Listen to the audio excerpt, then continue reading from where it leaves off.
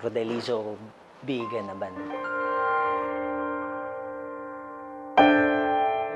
Sa probinsya, syempre, halata naman, probinsyano ako kasi sa Cagayan din ako talaga lumaki. Ang mga magulang ko di naman nakatapos ng pag-aaral kasi high school lang yung tatay ko, tapos nanay ko is elementary graduate lang. Sinasabi ng magulang ko nung pinapaaral kami, kasi medyo malaki na yung family namin kasi ako yung panganay, tapos 6 pa kami. So I'm the eldest in the family. Pinapaaral ako, malilit pa yung mga kapatid ko. Sabi sa akin ng mga magulang ko, anak, mag-aral ka mabuti para pagkatapos mo, ikaw yung pag-asa namin. So syempre, college pa lang ako, nakatatak na sa akin na kailangan ako yung pag-asa nila. So parang hindi pa ako nakakatapos ng pag-aaral, may responsibility na ako. So kahit mahirap ang buhay namin noon, kinaya namin. Part-time ako kung saan-saan. Naranasan ko nga naging nakikigapas sa bukid. Tapos pag walang pasok, meron kaming tricycle naman na medyo luma-luma na. Pag ako naman nandun, kailangan kong ibiyahe yun para may allowance ako. Kulang ko, nagsipag din ako para makatapos na pag-aaral. Yun nga lang ang problema. Siyempre, mga magulang ko, kung ano yung meron sa amin na resources, yun yung kailangan alagaan namin. Yung lolo ko, magsasaka. Tatay ko, magsasaka. Siguro ako, magsasaka rin. Talaga is, matutunan ko yung mga ganun. And hindi ko po kinakaya, even though graduate po ako ng engineering, kahit engineering po ako, pag wala akong trabaho, talagang tinutulungan ko nanay ko mamimitas ng mais, nagtatanim ng mais, na namamakyaw ng pakwan. Talagang naranasan ko nagbenta ng mga pakwan, ng mais. And mahirap talaga. Nilalagyan ng mais. Ang ginagawa ko, nilalagyan ko ng mga panggato. Tapos, lalagayin namin yan ng mga 45 minutes.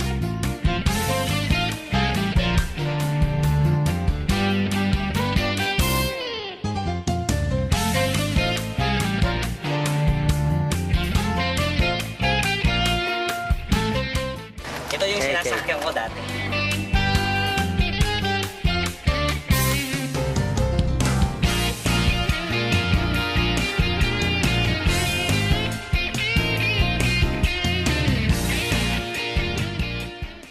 And I realize, dumating sa point na realize ko for 2 years, nga, ba't ko tinutuloy yung dating ginagawa ng magulang ko?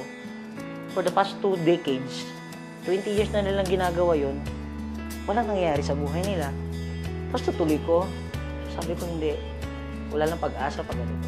Alam ko yung lolo ko kasi may pinamanang kalabaw sa tatay ko. Sigurado ipapamana sa akin yung kalabaw. Wala akong magawa. Sabi ko, yung kalabaw na lang kaya ibenta ko. So, halos lahat ng mga alam kong pwedeng ibenta namin para makapag-start kami sa Global. Naalala ko, sabi ko, dahil sa 7989 hindi ako nag-join.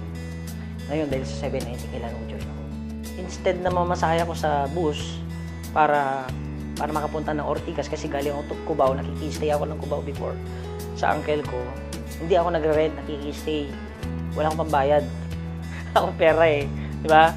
So, ang ginagawa ko, kailangan muna maglakad ako from Cubao to Ortigas. Malapit naman yun. Medyo sanay naman tayo, di ba? Hindi ko mapigilan Pero alam mo bakit napayak ako? Nagpipray ako Lord, kung ito yung opportunity na pwede makapagbago ng buhay namin, gawin mo to. Bigyan mo ako ng pagkakataon na gawin ko to. And alam mo yun, hindi ko makalimutan. Hindi ko makalimutan na ganun pala, pag hirap na hirap ka, wala kang matatakbuhan, siya na lang natatakbuhan mo And ito nga, nung nag-pray ako ng ganun, hindi ko na mapigilan yung sarili ko. Payak talaga ako. And alam nyo, sunod-sunod na yung blessings. Halos lahat ng mga sinusuot ko ngayon, galing sa Global, yung apartment namin sa Tugigaraw, galing sa Global, yung nakabili na rin yung kapatid ko ng Dati kasi, nung una, before ako nakabili ng sasakyan, dalawang motor. So, magkasunod yun, nabili namin yung motor na yon. And right now, nag-stay na ako sa townhouse. May townhouse dito sa Mekamuning. Doon ako tumutuloy ngayon. Naniniwala ako may mangyari sa akin. So, nagtuloy-tuloy ako in just 8 months time.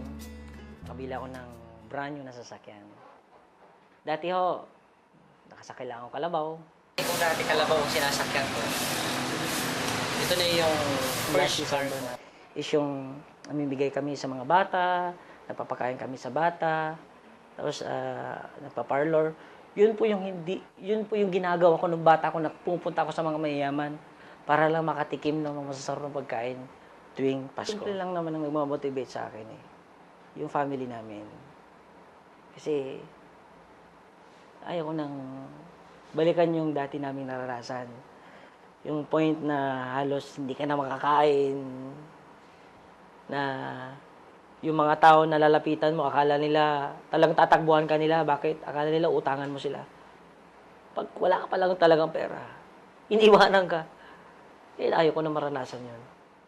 Kaya inalagaan ko po ng buong puso ko, buong buhay ko, yung binigay sa aking opportunity ng AIM Global.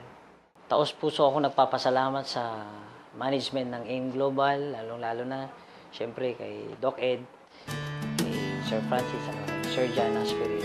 Kung wala sila, ako hindi lalaki ng ganito. Sobrang laki ng AIM Global. Kung wala kayo, wala ako sa